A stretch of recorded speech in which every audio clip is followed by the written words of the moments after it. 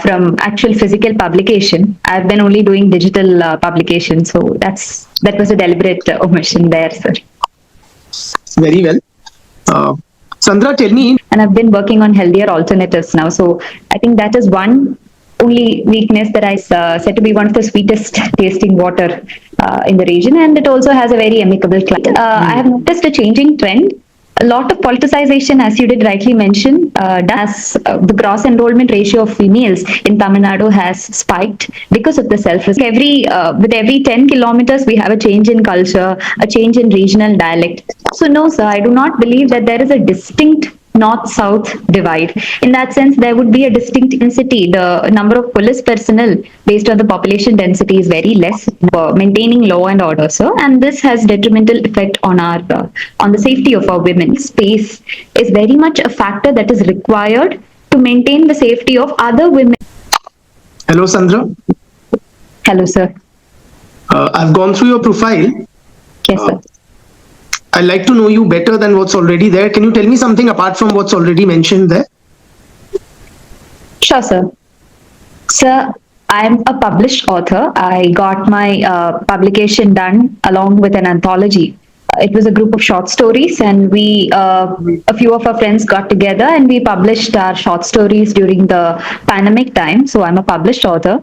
And although I'm not professionally trained, I'm also a bit of a singer. So these are things that is not mentioned in my DAF, but yes, sir. Wonderful. So why did you particularly omit the mention of your publication? Sir, that was not particularly omission, but it was some time back, and there's been a disconnect for me from actual physical publication. I've been only doing digital publication, so that was a deliberate omission there, sir. Very well. Sandhra, tell me, do you think you are more deserving than the other candidates in the fray? Sir, I have had my share of failures in this examination. I could not make it through my prelims the first time. However, I did not give up the first time, and my perseverance has got me through this through my mains, and I've reached the personality test. So I think there's a certain amount of qualification that UPSC has already given me to be in this place currently, sir. But if there are definitely better candidates, then I think UPSC would be the wise to choose them, sir. Very well. Can you give me 3 good reasons why you deserve to be selected? Yes, sir. So firstly, like I just mentioned about my perseverance, I did not give up. So I think I'm a pretty persevering person. I do not give up very easily.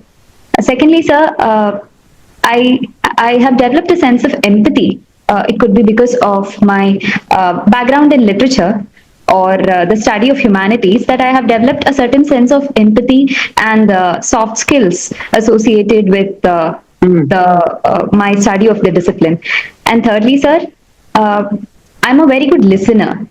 And in my personal opinion, I think listening and integrity is those two go hand in hand for a good leader. And I think I possess both of those as well. So in that sense, I think I possess these 3 things, which makes me a good candidate, I believe so. Very well. Do you also see any significant shortcomings in your candidature? So one thing that I can think about is that sometimes, very rarely though, but I tend to neglect my health when I'm focused on something. For example, in my preparation, I did neglect my health for a bit, which led me to fall sick for a bit. So there is a tendency for me to ignore my own health, but I have been getting better in that. I've been working on that, and I've been working on healthier alternatives now. So I think that is one only weakness that I think I can think of myself, sir. Very well. So you hail from Coimbatore? Yes, sir. All right. Can you give me a profile of the place? Sure, sir. So Coimbatore is one of the 38 districts of Tamil Nadu, the state of Tamil Nadu.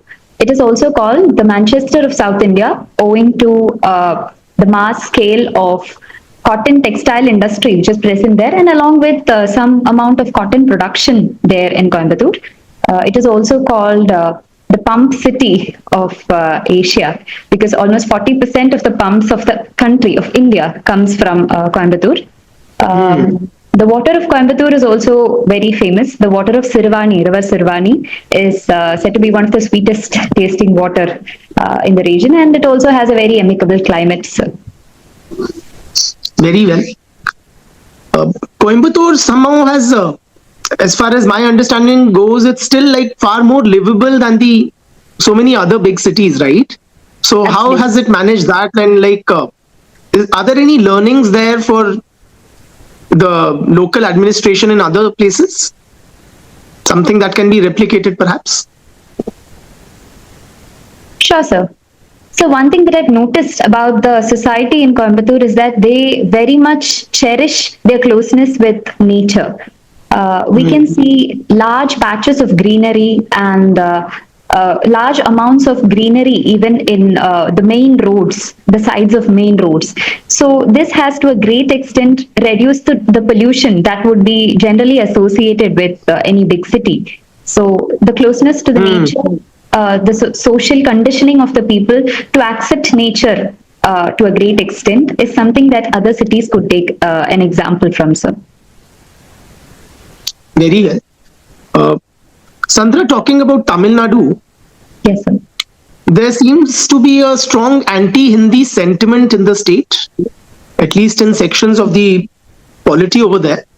Uh, is that like justified? So there are historical reasons for the anti-Hindi sentiment in the state. There was a sense of Hindi imposition during the 1960s, and people were skeptical about Hindi being imposed as a language in place of Tamil. However, of late, I have noticed a changing trend. A lot of politicization, as you did rightly mention, does happen based on these lines. However, sir, from my personal experience, I did see a shifting change in the minds of youngsters. I have seen a lot of my friends take up Hindi tuitions, go for Hindi Prachar Sabha exams, etc. So I think the youngsters are taking up a different opinion. It is a lot of politicization and media action around this that's coming out of the state, sir. Very well. Uh,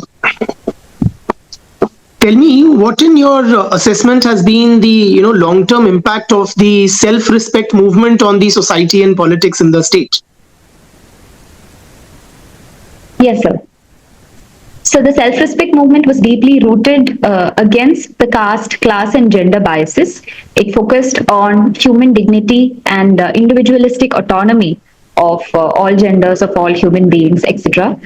The self-respect movement has given rise to various castes intermingling in Tamil Nadu, and at the very deep Dravidian model level, we have implemented schemes at the very basic grassroots levels also because of the self-respect movement. And one name that cannot go unmentioned would be that of Periyar, who was the forefront, the upfront leader for the movement. So even today, Periyar's ideals are held high, and female education has to be mentioned here, sir, secondly, because female education has the gross enrollment ratio of females in Tamil Nadu has spiked because of the self-respect movement, sir.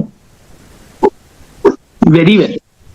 And Sandra, presently there is this whole concern in several of the southern states, including Tamil Nadu, that the upcoming delimitation exercise will somewhat perhaps penalize the southern states for their better performance on fertility parameters. Yes. Do you think that's likely to happen with delimitation? Sir, our Honorable Home Minister has given us a very assuring statement that no state would be losing any seats. But even that said, states such as Kerala, Tamil Nadu, or the southern states, as a whole have carried out their population control measures to a great extent, and they've been successful in it. And their fertility rates have dropped below the national average. So there's a general fear that is associated with the value of vote in the parliament, especially in the Rajya Sabha. So there is a concern about this, sir. The concern just exists as well with regard to the delimitation, sir. Very well. And Sandhra, there's another argument raised that, since the southern states on the whole contribute somewhat greater to the tax pool, that they should be getting a greater share. Yes, sir. Is that something that somewhat resonates with you? So, with respect to the formula that we use for our vertical devolution that we have, sir, the horizontal devolution as well, we have almost 45% of our weightage given to income distance, and states such as Tamil Nadu have been contributing to the income, the GDP of our country, a substantial amount, and they feel that they are not receiving as much as they are contributing. And this we can see with the continuing reducing devolution that we can see. Earlier it was 42% of devolution, sir, from the center, and now it has been reduced to 41. So these states have a concern if that would be reduced in the further upcoming finance commissions, and they have aired their concerns. But I also believe that these states have to take a sense of fiscal responsibility and fiscal discipline. Tamil Nadu has also been one of the states with a lot of fiscal deficit. The fiscal deficit of Tamil Nadu is almost 3 to 4%, which is pretty high for a state with that much revenue, sir. So I believe it has to take some fiscal responsibility measures as well on the side, and a balance of both would happen, sir.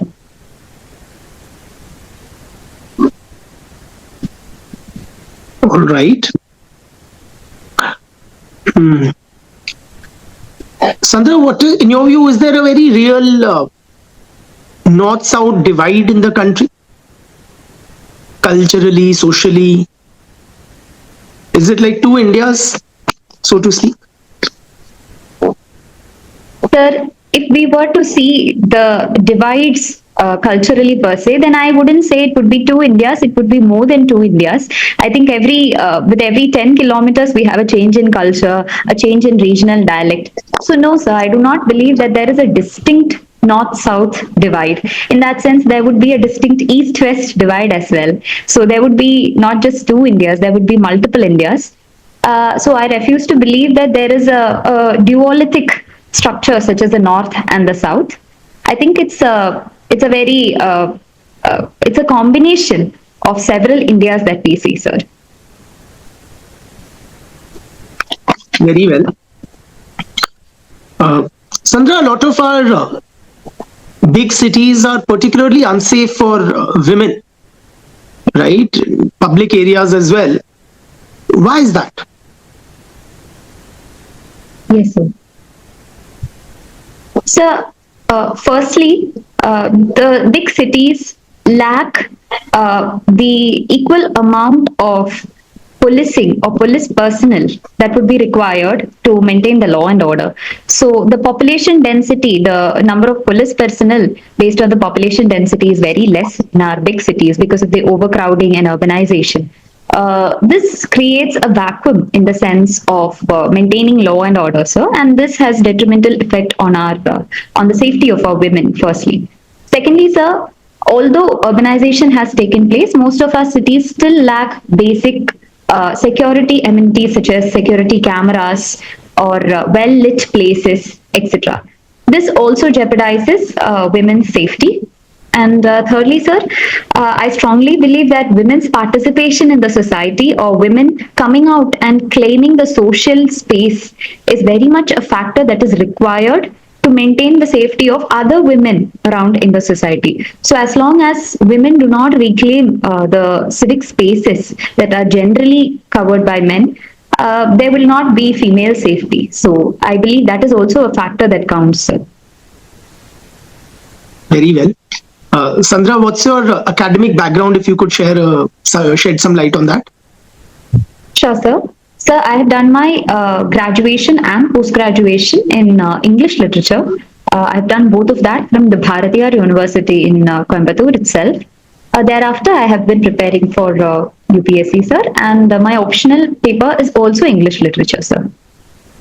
Very well. Uh, so when I use the English words, are there any differences between these words, or do they mean the same thing when I say sex, gender, and sexuality? Sir, there are differences between all of these words, sir. Okay. Sex would be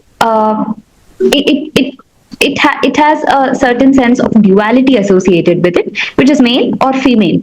Gender is rather a fluid spectrum which also involves other genders such as the transgenders, etc. It's more that it also involves an amount of psychological and biological issues.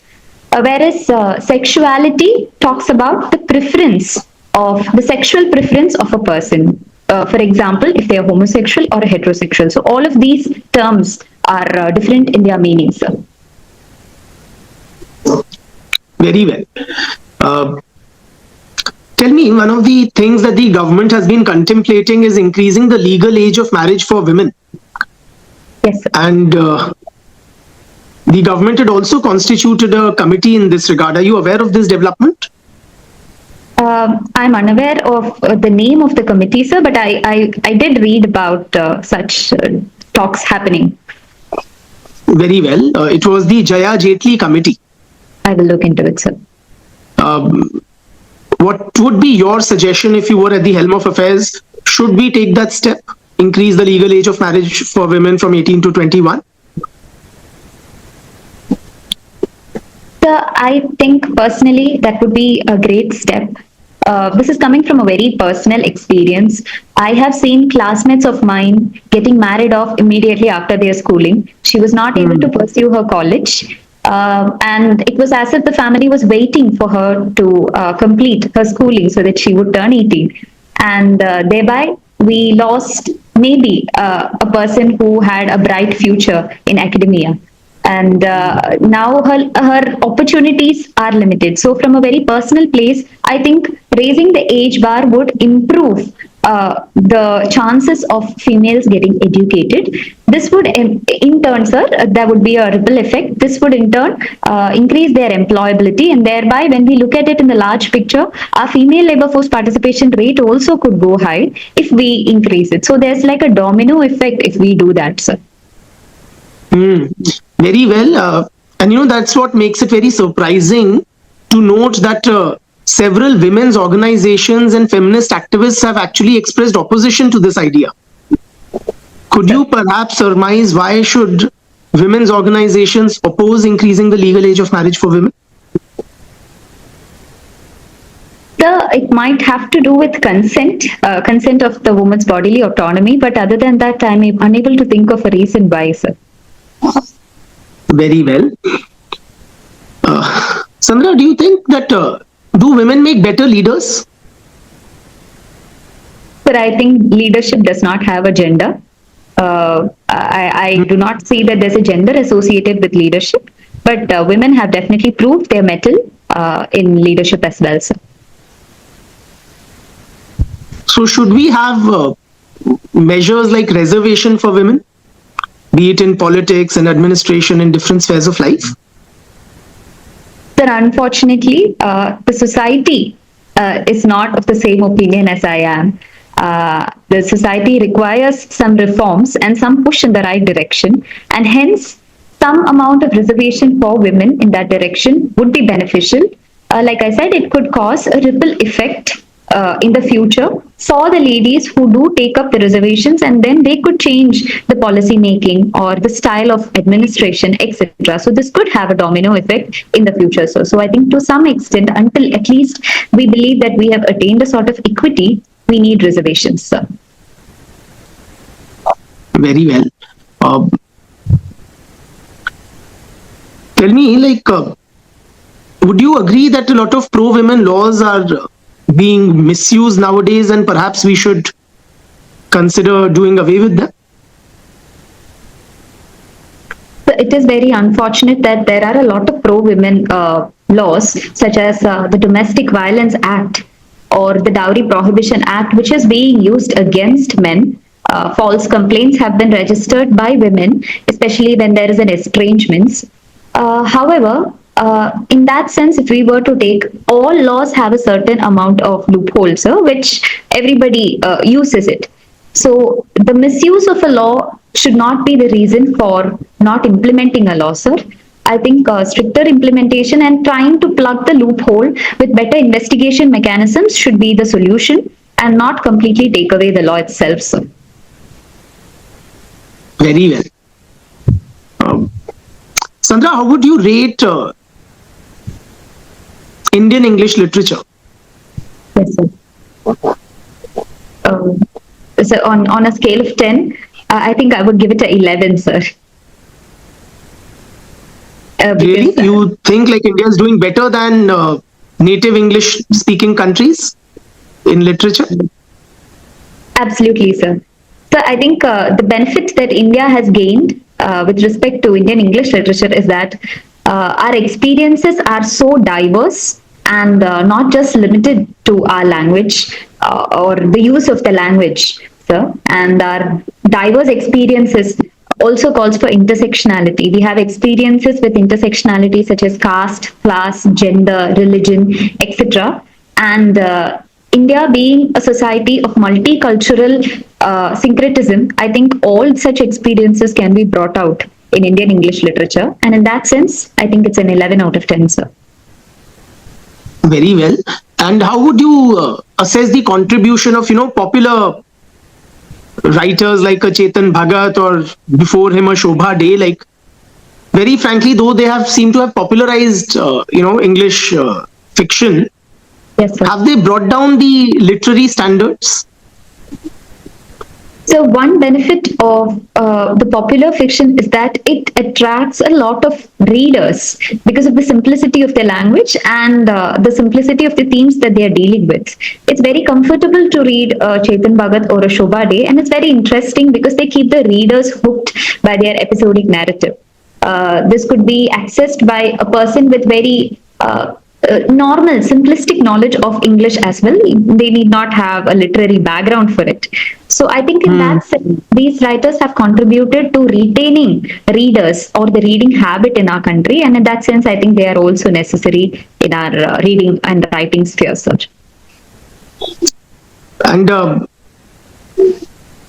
you think our government should be in the business of banning books which are hurting sentiments or are controversial, like say a satanic verses? Our government has not per se completely banned any book. There has been social uprisings, and there has been political backing or political violence against certain books or certain comments written in certain books. However, Constitution guarantees the freedom of speech and expression to every citizen. Even though that happens, there is certain restriction that the same Constitution provides us. So, based on that, if a work of art has any violence inciting tendencies, I think only then should the government have process to pull it down. And the problem I think, sir, is that the process of pulling down or process of censorship is not transparent. And that is where a clash of freedom of expression and right to protect the dignity happens. So this clash occurs because of lack of transparency. And I think if we fix the transparency measure there, we can fix this issue, sir.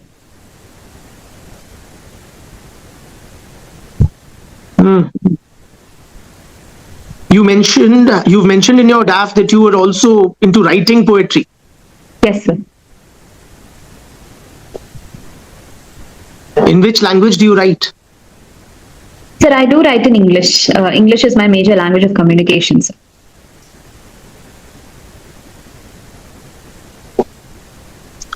And would you say like poetry on the whole seems to be a dying art form? Sir, I do not think that it's a dying art form. I just think poetry has taken very new forms, which is not traditional and which is not conventional. Sure, there has been a change from the traditional meter rhyme scheme of a poetry, but I think today's poetry is more focused on themes rather than on the structure of the poems. So I do not think that poetry is a dying art. Sir. So you also are more, what should I say, you adhere to the modern version or the traditional forms when you write? I think I adhere to the modern version because it gives me more freedom to express my thoughts without having to think about the rhyme or the meter of it. So I just have to think about the emotion while writing it. So I think I would put myself in the modern sphere, sir. You mind sharing something that you may have Written. written, Yes. something recent perhaps? Sure, sir. Very recently, I wrote about a very nostalgic moment that I had. I quote, there are no words in all the languages that I know to explain how much I yearn for a piece of apple that my mother gives me with the taste of garlic because she uses one single knife to cut everything in our kitchen. So, this is something that I wrote. Sir. Very well. Do you think, and you publish your poems on social media? Yes, sir. Should we, like some countries have banned social media for children, should we also consider, give that serious thought?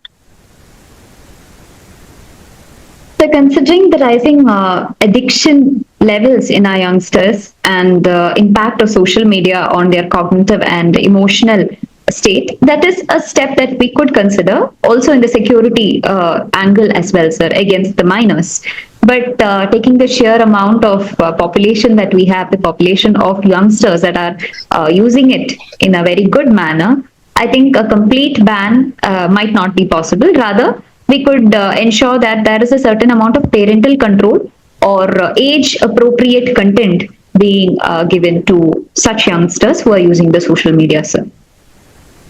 And Sandra, you also sing, like in which language do you, songs of which language do you sing? I do not limit myself to any language. I whichever song I'm comfortable with, whichever language I do sing, sir. I'm comfortable in all languages. So you mind singing one? Yeah, sure, sir. Sure, no problem, sir. Um, Sir, this is a song in Hindi that I really like a lot. Um, uh, खैरियत पूछो कभी तो खैफियत पूछो तुम्हारी बिन दीवानी का क्या हाल है. So that's just one line that I liked a lot. Very well, Sandra, on that very melodious note, we are done. So Thank you so much.